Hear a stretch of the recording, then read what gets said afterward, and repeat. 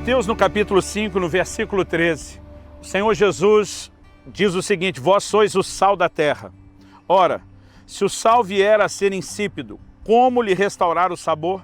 Para nada mais presta, senão para, lançado fora, ser pisado pelos homens.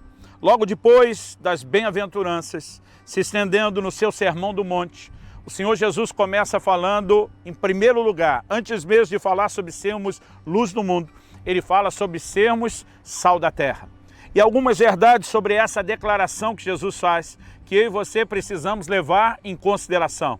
Até porque temos a responsabilidade não só de praticar, de viver o que ele falou, mas acredito que quando entendemos o que ele está falando, propondo, e até mesmo as consequências de não vivermos o que ele está falando e propondo, isso nos ajuda, com esse nível de compreensão prática, a ter uma correspondência melhor para com o ensino do nosso Senhor.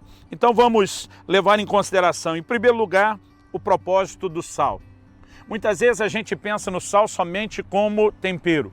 Mas desde a antiguidade, antes que tivéssemos os sistemas de refrigeração, como temos hoje, que nos ajudam a conservar os alimentos, eles eram muitas vezes conservados, tinham uma vida maior, porque o uso do sal evitava que eles se estragassem. Eu acredito que a primeira mensagem que Jesus está apresentando é que assim como o sal tem a capacidade não apenas de ser tempero, mas de servir de conservação, de evitar que aquilo onde ele é aplicado se estrague, Deus também está mostrando que a razão pela qual nós somos estabelecidos na terra é para salgar esse mundo, é para salgar a vida das pessoas, é para salgarmos a nossa sociedade. É para evitar que a corrupção, os valores do pecado se espalhem. Nós precisamos entender isso como parte da nossa missão e da nossa responsabilidade.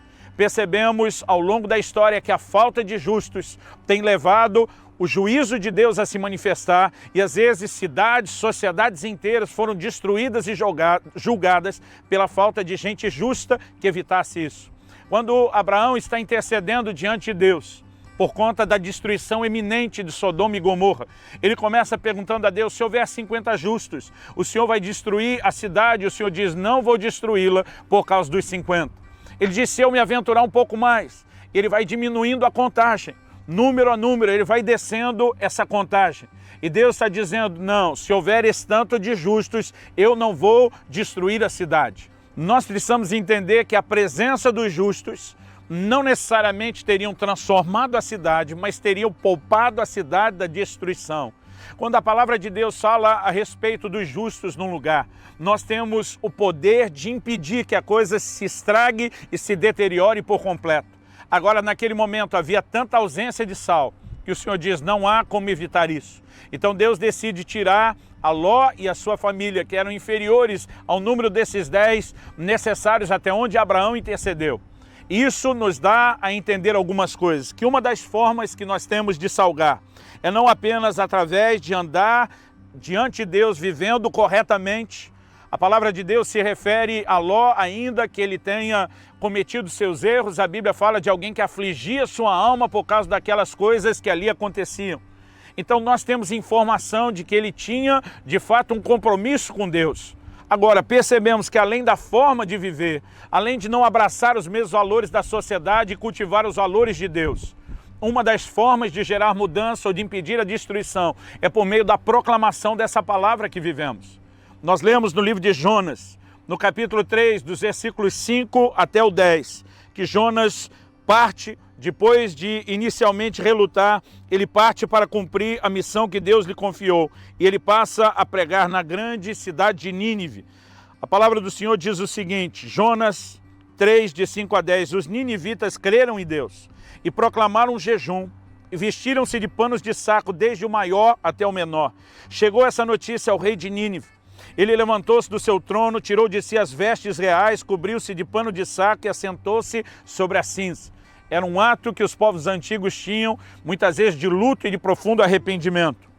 Versículo 7, fez-se proclamar e divulgar em Nínive, por mandado do rei e seus grandes, nem homens, nem animais, nem bois, nem ovelhas provem alguma coisa, nem os levem ao pasto, nem bebam água, mas sejam cobertos de pano de saco, tanto os homens como os animais, e clamarão fortemente a Deus, e se converterão cada um do seu mau caminho, da violência que há nas suas mãos. Quem sabe se voltará a Deus, se arrependerá, se apartará do furor da sua ira, de sorte que não pereçamos. Viu Deus o que fizeram, como se converteram do mau caminho, e Deus se arrependeu do mal que tinha dito lhes faria, e não fez. O juízo foi evitado, porque a palavra anunciada gerou arrependimento e resposta para Deus. Além da forma que vivemos, a palavra que anunciamos e proclamamos, uma palavra honesta de quais são os valores de Deus e de quais são as consequências de não obedecerem. Muitas vezes as pessoas não gostam de ouvir a verdade. Elas esperam que simplesmente a gente concorde com tudo. E como igreja nós temos o papel de dizer não. Não concordamos com a corrupção, não concordamos com a desonestidade, não concordamos com os desvios de verba pública ou privada, não concordamos com a forma como a sociedade tenta tratar a família e transformar em casamento aquilo que a Bíblia não chama de casamento, que é a união de um homem e a sua mulher e a sua esposa. Não concordamos e muitas vezes isso gera desconforto, mas nós precisamos anunciar não só qual é a verdade do que Deus planejou, mas quais são as consequências para aqueles que não ouvem a verdade. Essa pode ser a maneira de salgarmos, mas além da forma de viver e também dessa outra maneira, que é viver e proclamar, nós aprendemos com o exemplo que eu já citei de Abraão, que nós temos a responsabilidade de interceder, nós temos a responsabilidade de orar por mudança, orar por intervenção, orar por arrependimento. Não é só orar dizendo Deus abençoe a economia de um país mal administrado e corrupto, não, é orar para que haja mudança, mudança na estrutura do governo, mudança em todas as áreas da sociedade, é orarmos contra a violência, embora no dia a dia a gente tenha que agir de forma prática, mas a oração, a intercessão, ela pode nos poupar, ela pode evitar muito dano. O apóstolo Paulo diz, eu exorto antes de tudo. Esse antes de tudo coloca oração e intercessão como algo da mais alta importância. Ele diz, eu exorto antes de tudo que se faça a prática de súplicas, orações, intercessões em favor de todos os homens. E diz dos reis, dos que se acham investidos de autoridade. A palavra de Deus diz, o qual deseja que todos se salvem.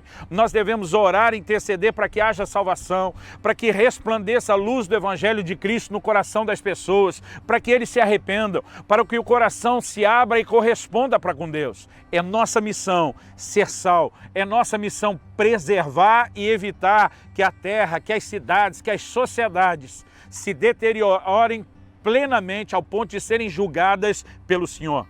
Além de enxergar isso, nós precisamos também entender um segundo aspecto dentro do ensino de Cristo, que é quando ele fala se o sal se tornar insípido.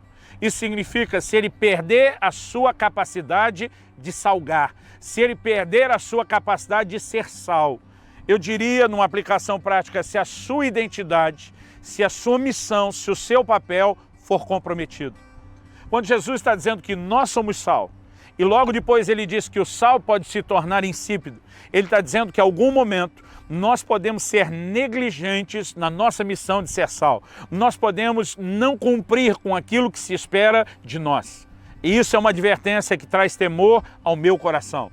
Eu não quero discutir as propriedades químicas do sal, como isso acontece. Eu quero que a gente entenda que Jesus está estabelecendo um paralelo.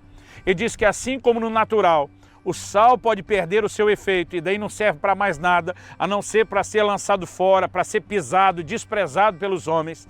Nós precisamos entender que o mesmo é verdadeiro em relação a gente, a nós, aqueles de nós que ele chamou de sal da terra. Então vamos levar em consideração essa declaração de Jesus e questionar. Há alguma coisa na palavra de Deus que garanta que não há o menor risco ou possibilidade de perder aquilo que recebemos de Deus ou que temos a responsabilidade de ser nessa terra? Não. Não há nada que garanta isso, pelo contrário. Quando Jesus nos chama de sal, ele está dizendo que nós, os que somos por ele chamados de sal, podemos perder a capacidade de salgar. É isso que eu e você precisamos entender. Em Apocalipse, no capítulo 3, no versículo 11, nós vemos o Senhor Jesus falando ao anjo, ao mensageiro da igreja de Filadélfia, eu venho sem demora, conserva o que tens para que ninguém tome a tua coroa. para que ninguém tome aquilo que é teu. Nós precisamos entender que coisas que Deus nos deu podem ser perdidas e comprometidas. A missão e mesmo a nossa identidade pode ser afetada. E mesmo a salvação pode ser comprometida. Tem muita gente tentando gerar um tipo de segurança. Eu creio na segurança. Eu creio na certeza da salvação. Eu creio na segurança eterna, desde que a gente permaneça naquilo que Deus nos deu. O apóstolo Paulo diz aos Coríntios, em 1 Coríntios 15, eu quero vos lembrar o evangelho que vos preguei, e pelo qual sois salvos, se é que permaneceis da forma como eu o entreguei.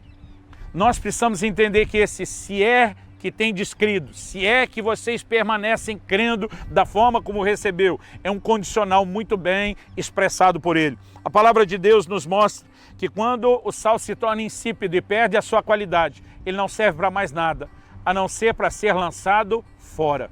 Ele perdeu a sua utilidade, ele está comprometido e ele não tem mais valor, ele não tem mais utilidade. Será que isso pode acontecer com alguém na caminhada cristã?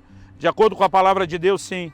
No livro de Hebreus, no capítulo 6, a Bíblia diz, dos versículos 4 ao 6, é impossível, pois, que aqueles que uma vez foram iluminados, provaram o dom celestial, se tornaram participantes do Espírito Santo, provaram a boa palavra de Deus e os poderes do mundo vindouro e caíram. Sim, é impossível outra vez renová-los para arrependimento, visto que de novo estão crucificando para si mesmos o Filho de Deus e expondo a ignomínia. Ainda no capítulo 10 de Hebreus, nos versículos 26 e 27 nós lemos, porque se vivemos deliberadamente em pecado, depois de termos recebido o pleno conhecimento da verdade, já não resta sacrifício pelos pecados. Pelo contrário, certa expectação horrível de juízo e fogo vingador prestes a consumir os adversários.